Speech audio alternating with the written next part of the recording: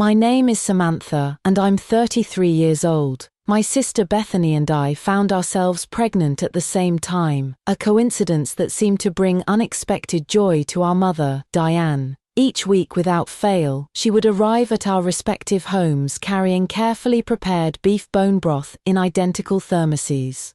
Her words always carried the same reassuring message, delivered with what appeared to be genuine maternal warmth.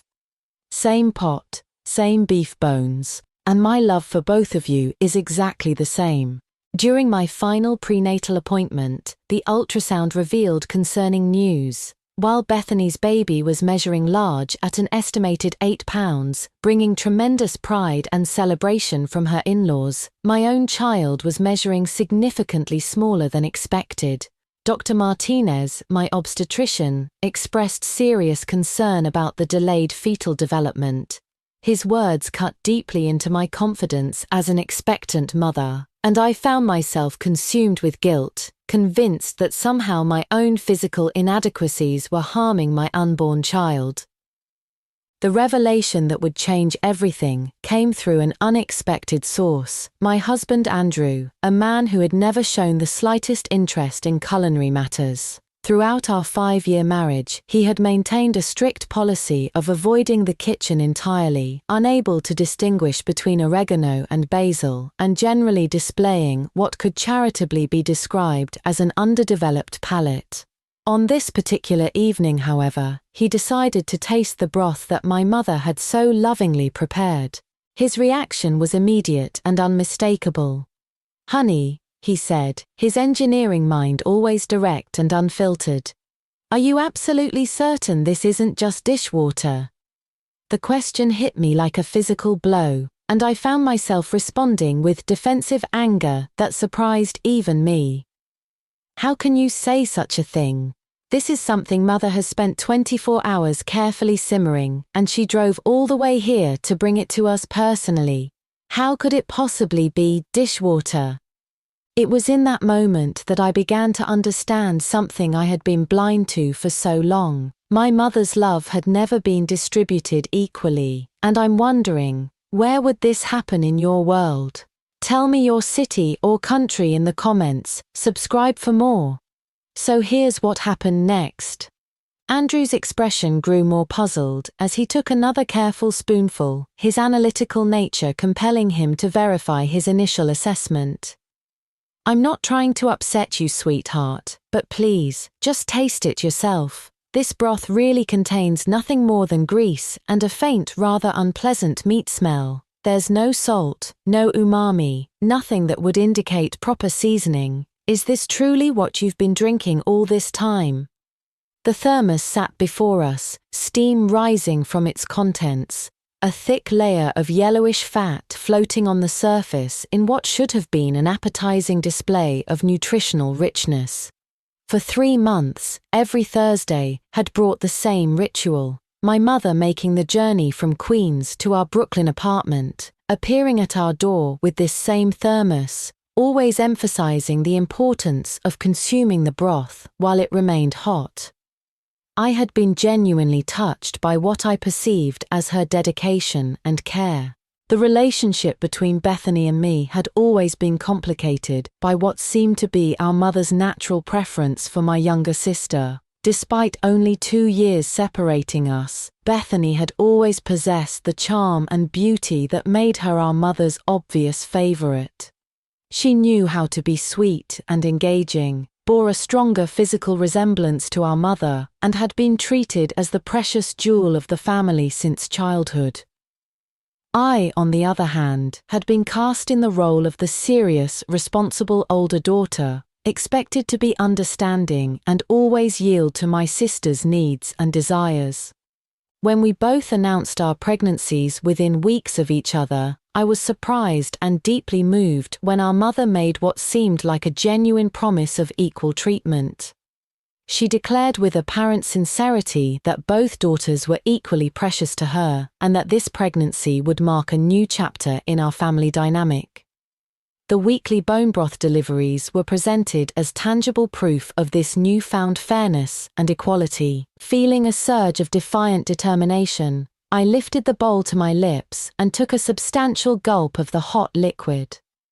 The familiar sensation of grease coating my throat, accompanied by that characteristic metallic taste, filled my mouth exactly as it had for months.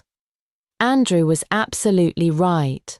There was virtually no flavor beyond the unpleasant combination of fat and that faint, off-putting meat smell. Yet I had somehow convinced myself that this was normal, that pregnancy nutrition required such sacrifices of taste for the sake of health.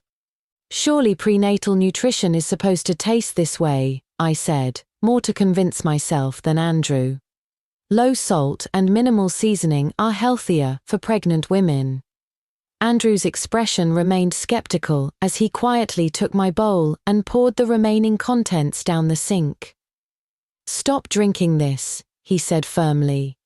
"Tomorrow I'll ask my mother Frances to prepare proper broth for you."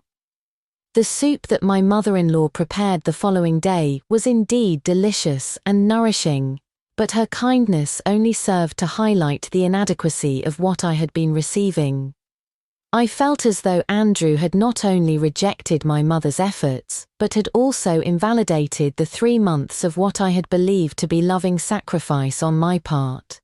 That night, sleep eluded me completely. Dr. Martinez's criticism echoed relentlessly in my mind.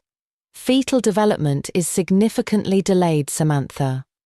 Your nutritional intake is clearly insufficient. If this situation doesn't improve, your baby will be born underweight and may require intensive care in the NICU." I clutched my blanket tightly, tears streaming down my face as I desperately tried to identify what I might have done wrong, what foods I might have consumed that could have caused such harm to my developing child.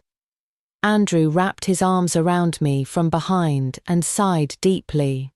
"Stop torturing yourself," he whispered. "This isn't your fault."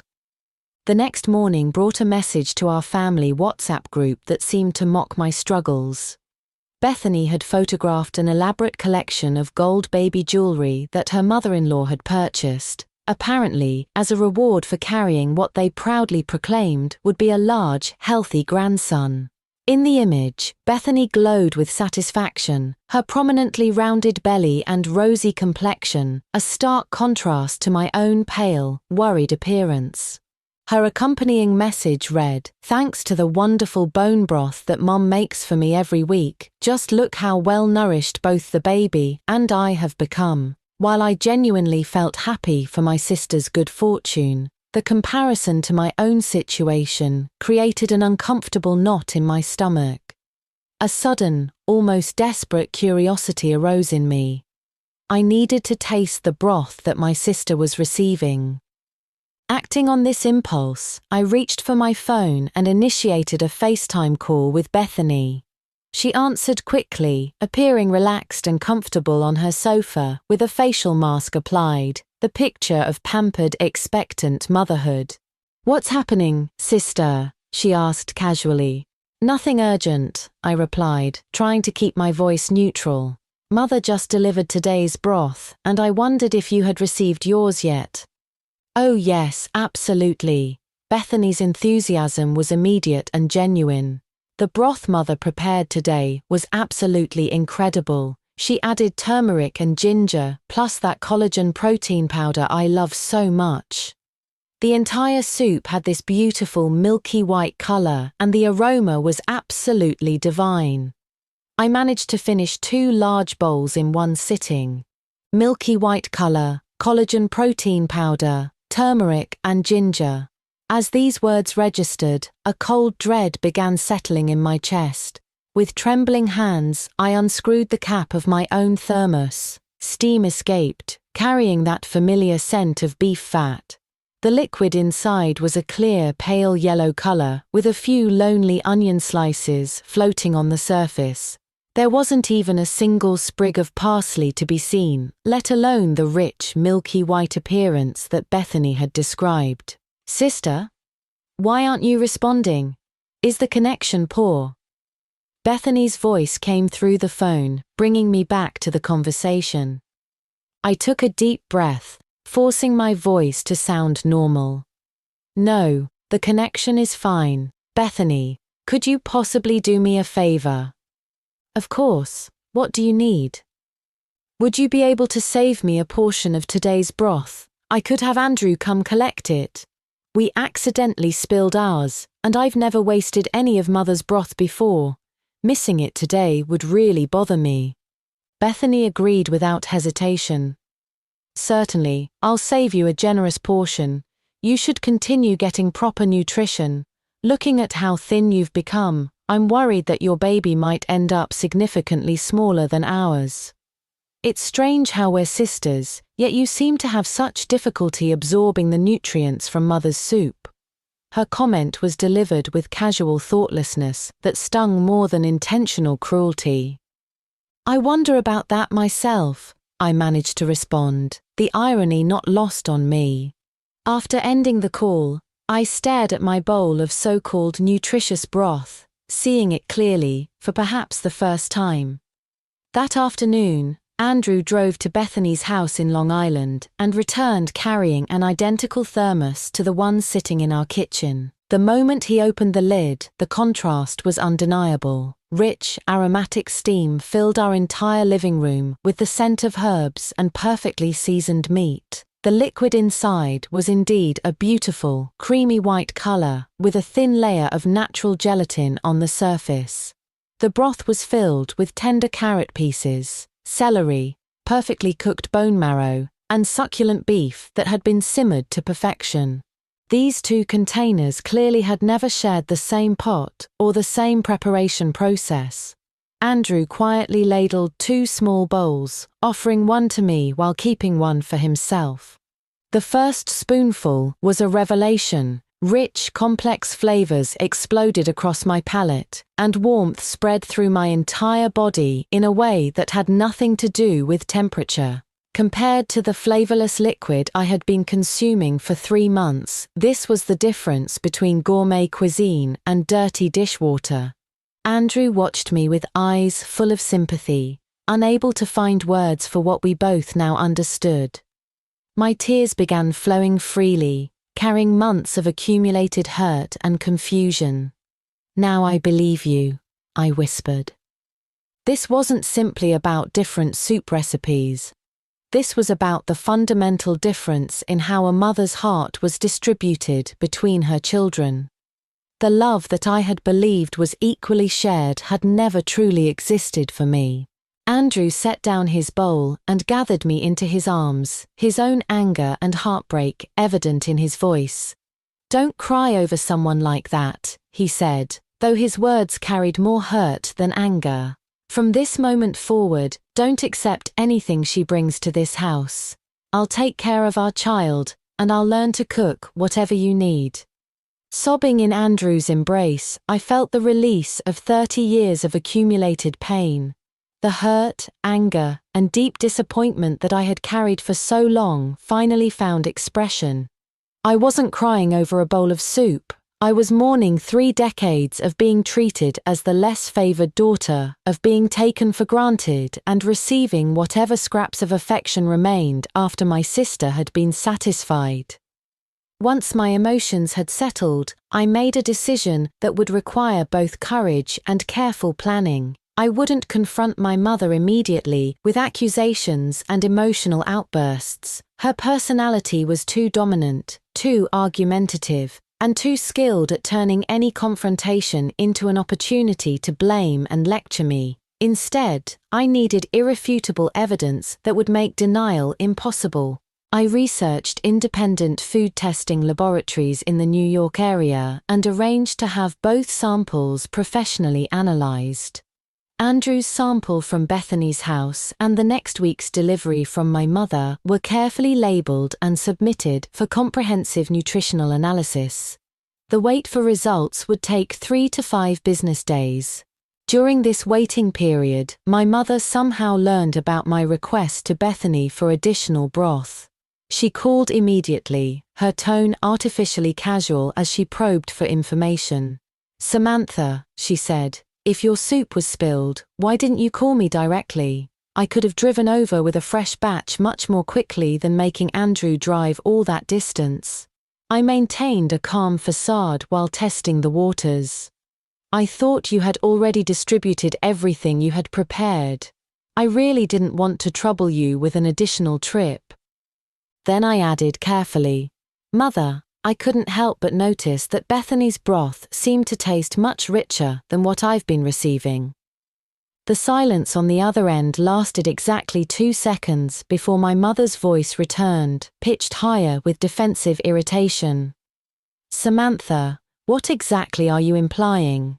The same pot, the same bones. How could I possibly create 2 different products? The broth your sister received was more concentrated because her in-laws added their own seasonings and continued cooking it after I delivered the base. What I bring to you is the pure, original broth.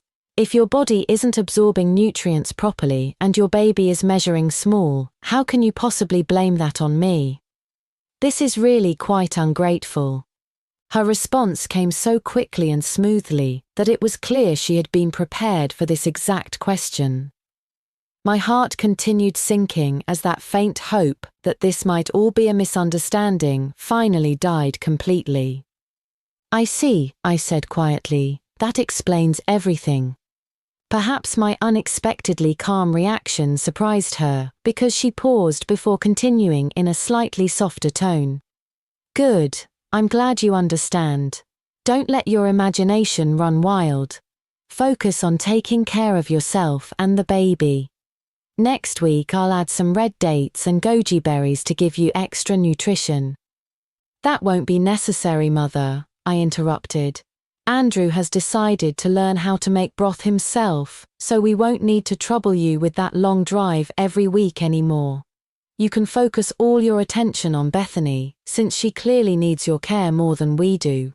Without waiting for her response, I ended the call. My palms were damp with perspiration, and my heart was pounding so hard I could feel it throughout my chest. This was the first time in 30 years that I had hung up on my mother, the first time I had clearly refused her offerings, and the first time I had directly challenged her favoritism. Andrew stood beside me, holding my cold hand firmly, offering silent support through his presence. 5 days later, the laboratory results arrived. The scientific data was presented in black and white, cold and completely objective. Bethany's broth sample showed significantly higher levels of protein, healthy fats, calcium, iron, and multiple essential amino acids compared to my sample. Additionally, specific nutritional supplements, including turmeric and ginger compounds, were detected, along with characteristic markers indicating added collagen protein. My sample consisted primarily of water, minimal fat content, and basic salt.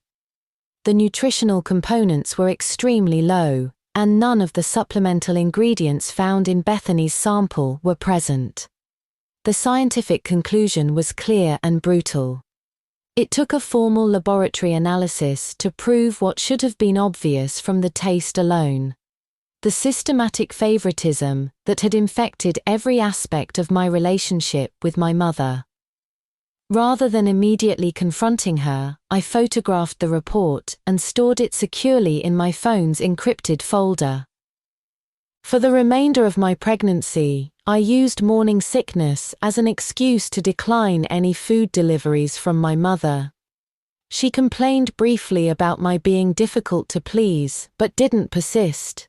Instead, redirecting her energy toward frequent visits to Bethany's house, and sharing countless photos in our family group chat of herself lovingly touching my sister's growing belly.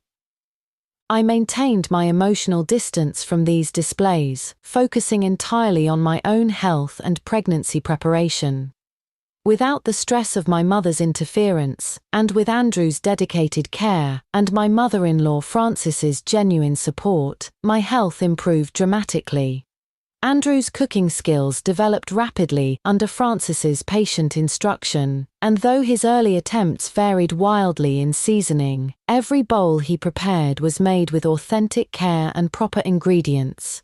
My baby responded positively to the improved nutrition, and during subsequent appointments, Dr. Martinez's expression grew increasingly satisfied. This is exactly what we needed to see, Samantha. Continue with whatever changes you've made. The baby's weight gain has improved significantly. I placed my hand on my growing belly, feeling genuinely secure about my pregnancy for the first time in months. I should have realized much earlier that we were responsible for our own child's welfare and shouldn't have depended on anyone else's version of care. My reduced contact with my mother's side of the family seemed to provide her with exactly the peace she preferred. She stopped attempting to interfere in our lives, focusing entirely on her role as the devoted grandmother-to-be for Bethany's approaching delivery. However, this calm period was interrupted when my mother unexpectedly appeared at our door several weeks later, her voice raised in accusation before she had even been invited inside. "Samantha, what exactly did you tell your sister? Why would Bethany's in-laws suddenly ask whether I've been providing you with the same soup? They mentioned something about treating both sisters fairly and not allowing you to be shortchanged. Did you manipulate my daughter into questioning me?" Her attack continued without pause.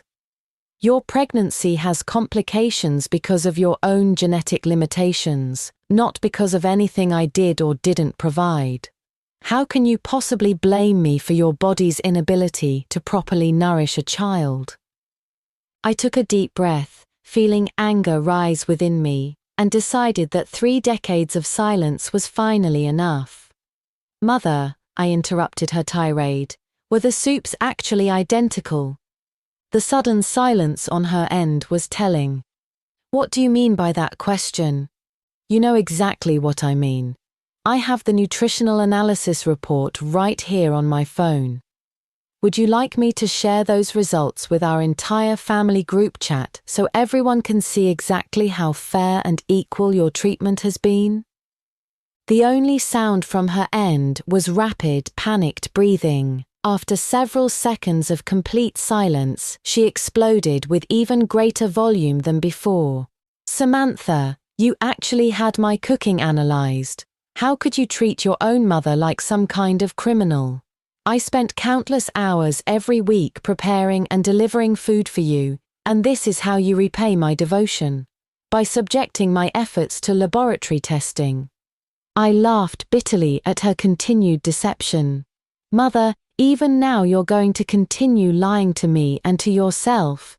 Because of your dishwater disguised as soup, my baby nearly suffered serious health consequences." "What dishwater? How dare you speak such nonsense?"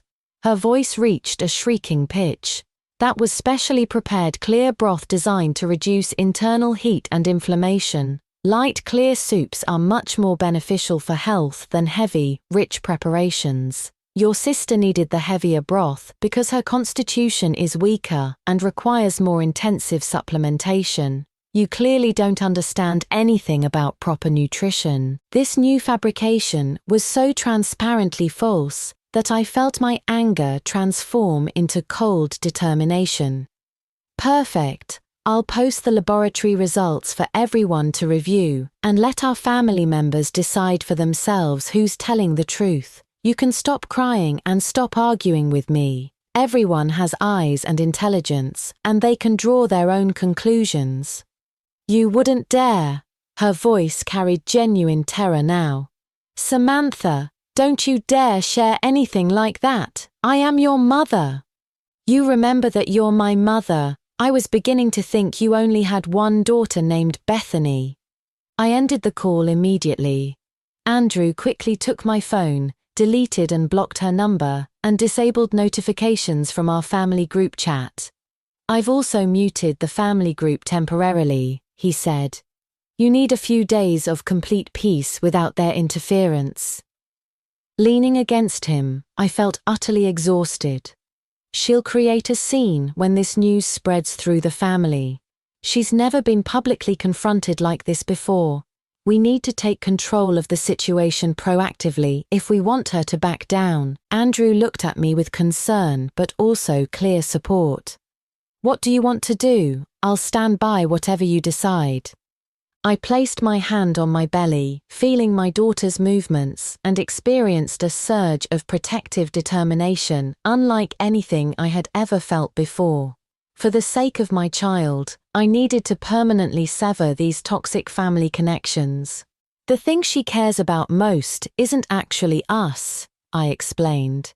It's her reputation, her image as a fair and loving mother in front of our relatives and friends.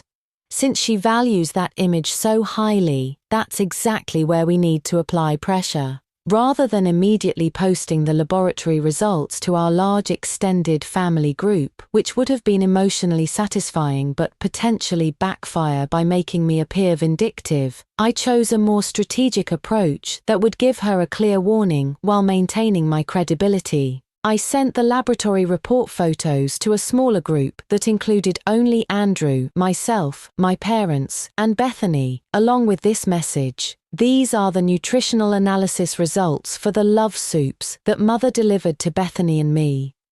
Scientific data doesn't lie.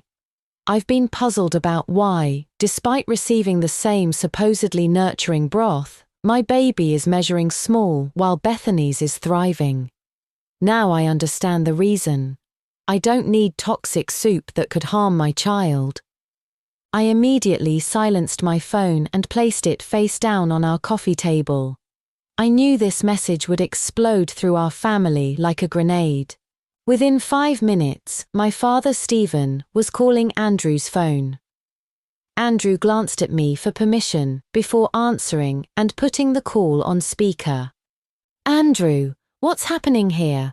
What kind of report is this? What nutritional deficiency? Are Samantha and the baby okay? My father's voice carried confusion and genuine worry. Dad, Andrew responded calmly. You can see the laboratory results for yourself.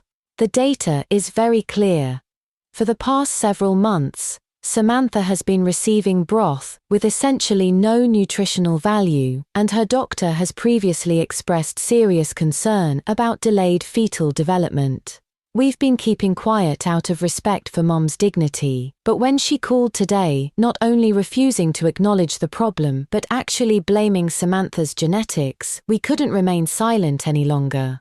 My father fell quiet on the other end, with only the sound of his heavy breathing audible. He had always been somewhat intimidated by my mother, allowing her to make most major family decisions, but his love for his daughters was genuine.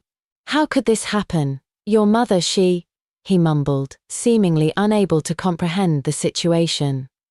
At that moment, my phone screen lit up with a private message from Bethany. Sister, is this report accurate? Were Mum's soups for you and me really that different? I honestly had no idea before this. Mum always told me they were identical. I looked at the series of shocked and somewhat confused messages from Bethany without immediately responding. Perhaps she truly had been unaware of the disparity. Those who are consistently favored often find it difficult to recognize unfairness because everything seems normal and justified to them. In our small group chat, my mother finally appeared. She first sent several long voice messages lasting dozens of seconds each. Andrew played one, revealing her tearful, incoherent combination of justification and accusation. When we didn't respond to her voice messages, she began typing. I could imagine her current state of rage and trembling as she composed her responses. Samantha, I am your mother. I gave birth to you and raised you, and you respond by humiliating me with some worthless laboratory report. Fine, yes, I showed favoritism. Yes, I'm evil. Yes, I gave my own daughter dishwater. Are you satisfied now? Do you enjoy destroying our entire family's peace and making everyone a laughingstock? Reading these messages, I felt completely unmoved, almost amused. Even at this point, she refused to acknowledge her wrongdoing, instead attempting to use concepts of filial duty and family reputation to make me feel guilty. Andrew responded on my behalf. If you can't treat both daughters equally, then don't bother treating either of us. From now on, please don't interfere in any matters concerning Samantha and our baby. Acknowledging that she had never truly loved me had previously seemed like it would devastate me. However, with my daughter actively moving in my womb, I felt strong enough to face this truth. I could survive without my mother's love, but as a new mother myself, I was determined to love my child properly. This needed to end here. Andrew's message represented our final ultimatum. My mother sent no further responses. Perhaps she finally realized that I was no longer willing to engage in endless arguments with her. Meanwhile, my father continued attempting to repair our relationship. He called again, his voice carrying exhaustion and a pleading tone. Samantha, Andrew, this situation, it's my failure as a father for not paying closer attention. Your mother made serious mistakes, she was confused and wrong. But now that you've expressed your anger, could you possibly give us a chance to make amends? We are family, after all. Can't we find a way to move past this? Dad. I took the phone, my voice choked with emotion. It can't be moved past. I'll always remember Mother's favoritism. She doesn't love me, and she nearly harmed my child. My words may have seemed harsh, but the reality was that if we hadn't discovered this deception in time, my baby could have faced serious health consequences. My father fell silent. My statement that she doesn't love me and nearly harmed my child clearly shook him profoundly. He couldn't continue defending my mother's actions. After a long silence, he managed to say with great difficulty, "Samantha, I'm sorry." I could imagine the pain and internal conflict my father was experiencing. On one side was his wife of several decades, and on the other was his daughter and unborn grandchild who had been wronged. He could no longer serve as a mediator in this situation. But this time, I refused to show understanding for anyone. My years of being accommodating and mature had only resulted in increasingly harmful treatment. I was finished with that pattern. Dad, Andrew and I are in complete agreement. From now on, we'll handle our family's affairs independently. You and Mother should focus on taking care of Bethany. I didn't wait for his response before ending the call. Andrew silently embraced me, whispering, "I promise to protect you and our baby properly." From that day forward, I completely severed contact with my parents. I stopped checking messages from that small group chat and refused to answer any calls from their numbers. Andrew shielded me from all potential interference. My entire focus shifted to preparing for our baby's arrival. When my mother-in-law Frances learned what had happened, she cried from heartbreak and doubled her efforts to care for me with delicious, nutritious meals. Andrew's cooking skills improved dramatically under her guidance. With their careful attention, my health and appearance improved significantly, and during my next checkup, Dr. Martinez finally showed genuine satisfaction with my progress. Bethany's due date was 2 weeks before mine, and she delivered first as expected, giving birth to an 8-pound, 3-ounce baby boy. Our family group chat exploded with celebration, with my mother posting countless photos and expressing overwhelming joy about my daughter's great achievement and our Richardson family's first grandson. Looking at the screenshots of this celebration on Andrew's phone, I felt completely peaceful and unmoved by the festivities. Several days later, I was admitted to the hospital due to unusual fetal movement patterns. After more than 15 hours of labor, I gave birth to my daughter at Mount Sinai Hospital. She weighed 6 pounds, 1 ounce. While she wasn't large, she was perfectly healthy with strong, clear cries. When she was placed on my chest and I felt her warm, tiny body against mine, all the pain and resentment I had carried transformed into tears of pure joy.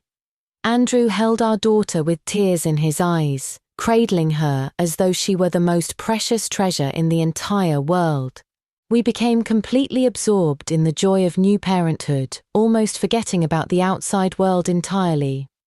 However, on the second afternoon after delivery, someone knocked softly on my hospital room door. Andrew answered to find my father Stephen standing in the hallway, holding a fruit basket and wearing an expression of uncertainty and nervous hope. Andrew seemed surprised but stepped aside to let him enter. My father's eyes immediately went to the baby sleeping beside my bed, and his expression instantly softened with tenderness. "Samantha, you did wonderfully," he said, his voice somewhat hoarse. "I came to see the baby." Looking at him, my emotions were complex. While I couldn't summon hatred for my father, the distance between us had become permanent. "Thank you," I responded neutrally. He stood awkwardly, rubbing his hands together, wanting to come closer, but not daring to presume. "She looks like you. Beautiful," he murmured. After a while, he seemed to gather courage, and quietly said, "Your mother wanted to come too, but I didn't let her." I showed no reaction. He sighed and pulled out a thick red envelope from his pocket, placing it on my bedside table. "This is something from both of us for the baby. I wanted to give it to you before the birth, but I was afraid you'd be angry. Thank goodness both mother and child are safe." "Dad, we don't need money," Andrew politely declined. "Please take it," my father said with something approaching pleading. "Let me contribute something meaningful." Seeing his almost humble demeanor, I felt a pang of sadness and finally nodded to Andrew. My father stayed in the room for less than 20 minutes, spending most of the time silently watching the baby or asking basic questions about breastfeeding and sleep patterns. As he prepared to leave, he paused at the door, looking back at me with lips that seemed to want to form words that never came. Finally, he managed only, "Rest well. I'll come see you again in a few days." After his departure, the room returned to quiet. Andrew squeezed my hand. "Are you all right?" Looking at my peacefully sleeping daughter, I nodded. "Yes, this is probably the best we can manage." No forgiveness, no closeness, but not outright hostility either. Maintaining this superficial, distant civility might be the best possible outcome for our relationship. As for my mother, whether she felt regret, guilt, or longing for the granddaughter she had never met, no longer mattered to me. My love now had a clear direction. I would dedicate all my energy to loving my husband, my daughter, and this family of 3 that we had created together, built on equality and genuine warmth. We named our daughter Grace Mitchell, with the nickname Gracie, choosing a name that meant elegance and peace. Francis was absolutely delighted, practically moving into our home to help with childcare and household management, allowing me to focus on postpartum recovery. Andrew adjusted his work schedule to spend as much time as possible with us. During this period, my father visited several more times, always briefly, leaving small gifts and spending a few minutes observing the baby before departing. He no longer attempted to defend my mother or speak about family unity, instead silently fulfilling what he considered his grandfather duties. I accepted this distant form of caring. My mother and sister seemed to exist in a completely parallel universe. From the occasional family group messages that Andrew glimpsed, Bethany had clearly become the family hero, surrounded by admiration and attention. My mother appeared busy caring for Bethany's postpartum recovery, constantly sharing photos of her chubby grandson's daily activities. Her life seemed to continue exactly as before, apparently unaffected by my absence. This arrangement suited everyone perfectly. For Gracie's 1-month celebration, we hosted a small gathering at home with only Andrew's close relatives. My father attended, bringing a generous red envelope, and left immediately after dinner, presumably to avoid any awkwardness with Andrew's family. Life continued peacefully until Gracie was 2 months old, when I received an unexpected call from Bethany. Seeing her name on my screen, I hesitated before answering. "Sister," Bethany's voice sounded subdued, lacking her usual energy. "Yes, what do you need?" "Is Gracie well behaved?" she asked tentatively. "She's quite good." There was silence on her end for several seconds, then I heard her take a deep breath. "Sister, could I possibly visit you and Gracie?" This request surprised me. I paused before responding. "We've been quite busy lately, let's discuss it another time." I wasn't prepared to pretend that nothing had happened.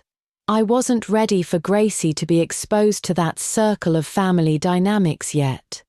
Bethany seemed disappointed, but didn't push. "Oh, all right. Please take care of yourself." I didn't think much about the call, assuming it was merely a momentary impulse. However, a week later, on a weekend afternoon, our doorbell rang. Andrew opened the door to find Bethany standing alone outside, carrying baby supplies and looking noticeably tired, her formerly bright and confident demeanor significantly dimmed. "Sister, brother-in-law," she said uncertainly. Andrew looked back at me questioningly. Seeing her condition, I felt a moment of sympathy and nodded permission. "Come in," Andrew said, stepping aside. Bethany entered and immediately sought out Gracie, who was sleeping in her living room cradle. She approached and bent over the baby, watching with fascination.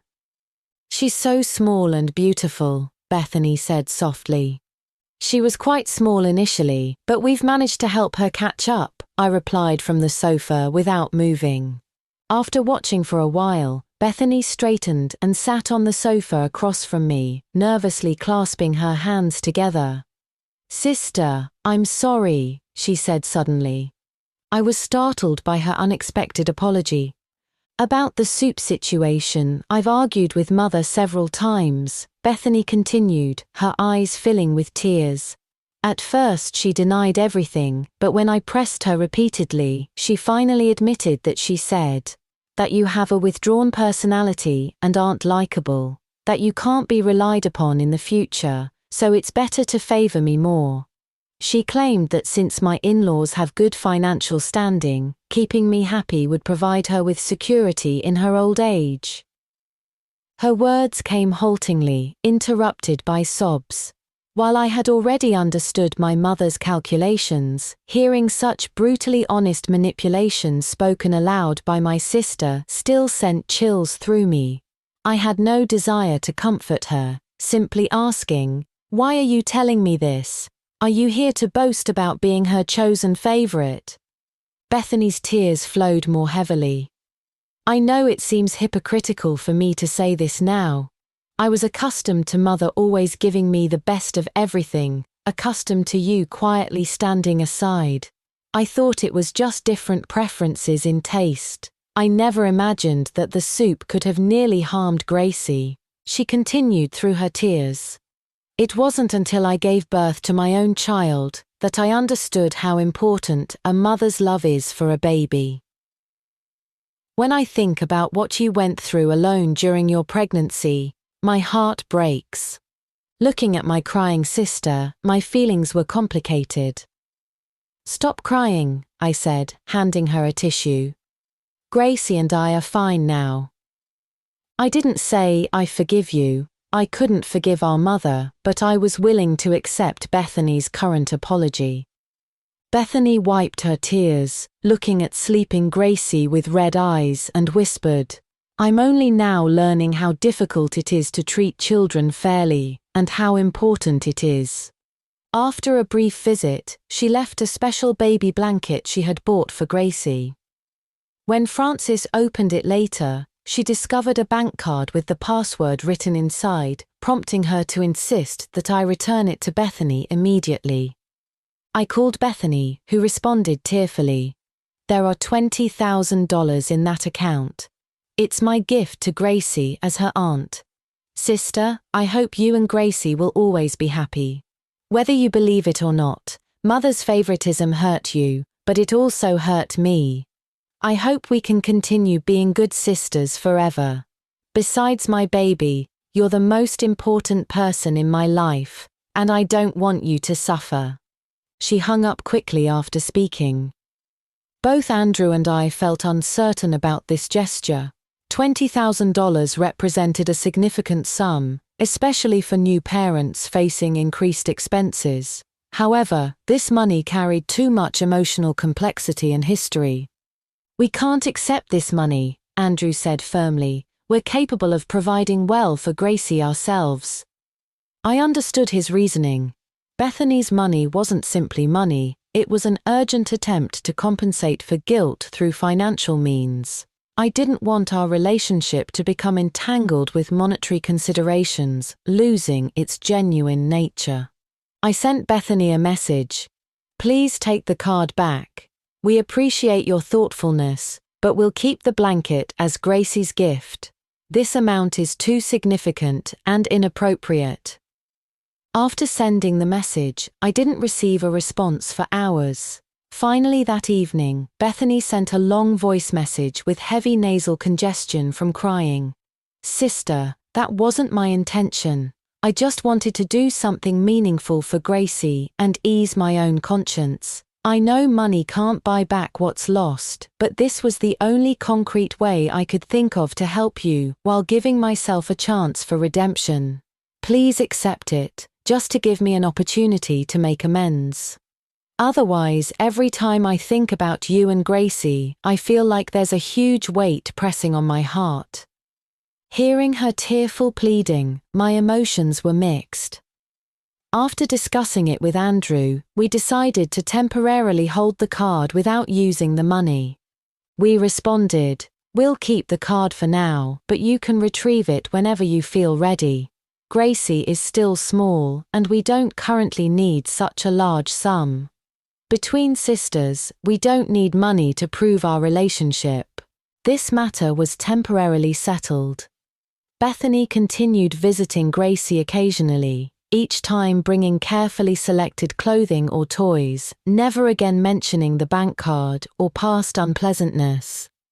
Our relationship maintained a delicate, somewhat distant harmony. She would share amusing stories and concerns about parenting. I would offer advice and buy items for her son Benjamin, and gradually we were rebuilding our connection. As for my mother, she seemed to have completely disappeared from my world. My father continued his regular visits to see Gracie, strictly maintaining appropriate boundaries and never mentioning my mother voluntarily. When I occasionally asked about her, he would only say vaguely that, "She's doing well," before changing the subject. For Gracie's 100-day celebration, we again invited only Andrew's relatives and my father. Near the end of the gathering, my father received a phone call and then approached me somewhat awkwardly, saying that my mother was waiting in the restaurant's parking lot below. She didn't dare come upstairs, but wanted to see the baby from a distance through the car. This request created a sharp pain in my chest. Andrew squeezed my hand and whispered, "The decision is entirely yours. Whatever you choose, I'll support you." I walked to the window and looked down at the parking lot below. There indeed was my father's old Honda with a window slightly lowered, revealing a familiar yet distant silhouette inside. In that moment, I felt neither hatred nor excitement. The woman who had once occupied the most important position in my life now needed to be as careful as a shadow, just to glimpse her granddaughter. I stood there for a long time in silence. Finally, I turned and gently shook my head at Andrew and my father. "Not today," I said, my voice somewhat hoarse. "This is supposed to be a happy occasion. Let's not complicate it." My father's expression dimmed, but he said nothing, simply nodding quietly in acceptance. Later, through my father's occasional reluctant comments, I learned that my mother had cried extensively at home after I refused to let her see the baby, and had lost considerable weight. I heard that she had even begun learning to prepare various nutritious soups, though she no longer had anyone who needed her deliveries. Hearing this information created complex feelings in me. There was momentary satisfaction, but predominantly a sense of melancholy about how dramatically everything had changed. Her tears and regret came far too late. Some damage, once inflicted, cannot be erased with apologies and tears. Time continued passing, and Gracie grew day by day, learning to crawl and beginning to make sounds that resembled mama. Each of her smiles was like sunshine, dispelling the remaining shadows in my heart. Andrew's and my careers gradually stabilized, and we moved to a larger apartment that truly became a home filled with laughter and joy for our family of 3. The bank card containing $20,000 remained quietly in my drawer. Bethany mentioned several times that I should use the money, but I consistently declined. I planned to return it when her son reached college age or needed money for a house purchase. As for my mother, she seemed to finally accept being excluded from my life, no longer attempting to send messages through my father. We had truly become separate families. Occasionally, when taking Gracie to Central Park and seeing other children enjoying their grandmother's affection, I would feel a brief pang of wistfulness. However, when I watched Andrew lift Gracie high in the air as she laughed like silver bells, that melancholy would quickly disappear. Perhaps this was life's most important lesson. Rather than obsessing over an unchangeable past, it's better to firmly grasp the happiness within reach. As for forgiveness, the answer may have already settled quietly in time, no longer holding significance. In this vast city of New York, our family of 3 found our own small happiness. Gracie grew healthy and strong under Andrew's devoted care and my complete attention, while those experiences that once caused me pain gradually transformed into valuable lessons about how to love properly. The bank card remained untouched, a symbol of relationships slowly healing, while the future stretched ahead of us filled with promise and the warmth of genuine family love. That's our story for today. We hope you enjoyed this incredible tale. Share your thoughts in the comments below, we'd love to hear from you. Subscribe for more captivating stories like this, and don't forget to like and share this video. Thank you for being here with us. See you next time.